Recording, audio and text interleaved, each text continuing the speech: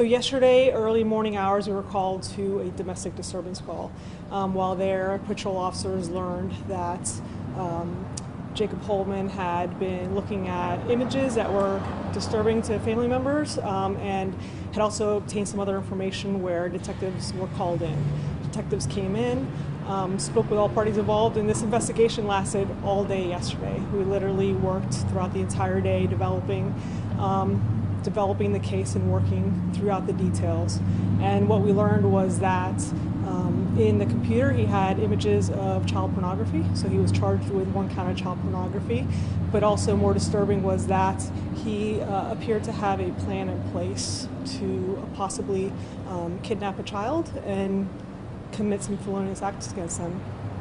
Talk about specifically what you guys think he had in mind. Well, we know from the evidence that we obtained that he had a list of items that he's been procuring them for the last several days. In addition to that, with the images found on his computer, there's other things that he was planning already to go to Ocala. He was filling his car up with gas. Everything led to believe that something imminent was going to happen, that he was putting this plan in place that he had. And that was why we kept the surveillance on him throughout the day yesterday while we were working to develop any possible charges we had, because that's the threat that we believed we were facing with. We thought we had an imminent threat that we were trying to stop from happening. Can you talk about some of the items that he was assembling? Sure. So he was in the list. He talked specifically. The list said "snatch up little girl," LIL, little girl, throw in trunk. He also talked about items, and he'd been trying to collect them. So flashlight, duct tape, shovel, things of this nature. Condom was on that list. So with that, he had been taking steps to actively get them, and that's why this was a huge deal for patrol officers to realize the threat that was happening right there beyond the initial call of a domestic disturbance. They called in the detectives, and we worked tirelessly throughout the day in order to protect the community. Reading between the lines, it sounds like this was a plot to abduct, rape, murder, and conceal a body.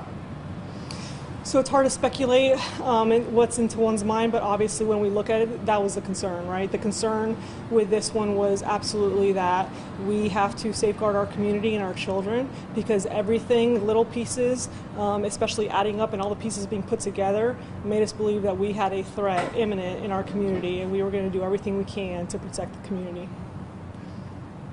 Talk about how big of a deal it is to get someone like this on the streets. So often in law enforcement, we come in after the fact, right? We get called in once a crime actually happens, and we start investigating that way. This is one of those times that I can tell you we worked throughout the day yesterday. All day long, myself and the detectives, we were out there working on this, and there's no better feeling at the end of the day to know, to truly believe that you prevented a tragedy from happening. So that's the most rewarding thing, that we prevented somebody from becoming a victim.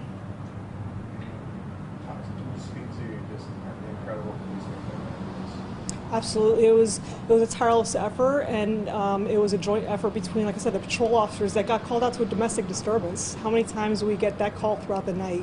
Midnight officers went out to a domestic disturbance, and if they didn't have the forethought to look deeper into what was being told to them and to call detectives, and for the detectives to come in at 3 in the morning to start on this investigation right away, without those partnerships, who knows what would have already been able to happen. We were able to get on top of this from the very beginning instead of trying to backtrack after the fact, trying to put the pieces together. I know sometimes it's difficult to separate yourself from a law enforcement officer and a human being. You got to have that separation. But if you came away with this, you must have been going, wow. Absolutely. So as a community member, as a parent, as a family's member, this is one that makes you proud to be in this profession. The collaboration between the patrol officers, the detectives, the state attorney's office, who we spoke with throughout the case yesterday. This is one that makes you very proud, and you just want to thank the family members that came forward and voiced this concern, because we really did. I truly believe that we saved a life yesterday. You might have alluded to it, but how close was he to executing this? Well, like I said, he put all the plans in place already. He had a list. He was already starting to compile it.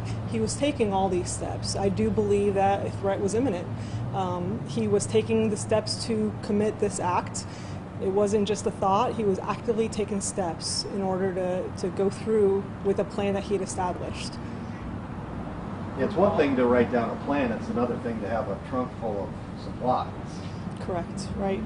Yep. So he had supplies he has been trying to get already. He was had a plan where he was already going to be going. He already told us he had plans to leave town. He was filling up his car with gas that evening. So do I know for sure what would have happened? We have no victim, but that's what I'm thankful for. I'm thankful that our officers were able to see this for what it was, the concern, and the detectives came in right away. We worked this tirelessly throughout the day to be able to prevent us from sitting here today telling you about a victim that we have. Who called the police department to get this rolling?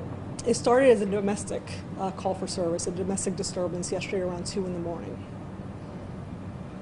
Has he talked about any of this? He was interviewed at length last night. He post Miranda. He did make incriminating statements.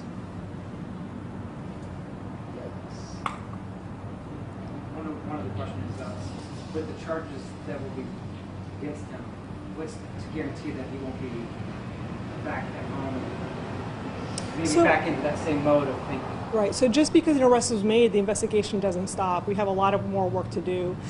We found the one image of child pornography. We're still combing through all the other evidence that we have. So that's not to say we're not going to have more charges coming forward. In addition to that, we've kept the state attorney. We've been in touch with her throughout this whole process yesterday.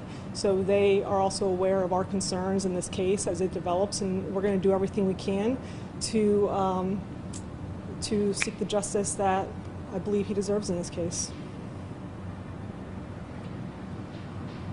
Just for information first, what kind of charges do you face? Right now he has 1 count of child pornography and 1 count of attempted kidnapping.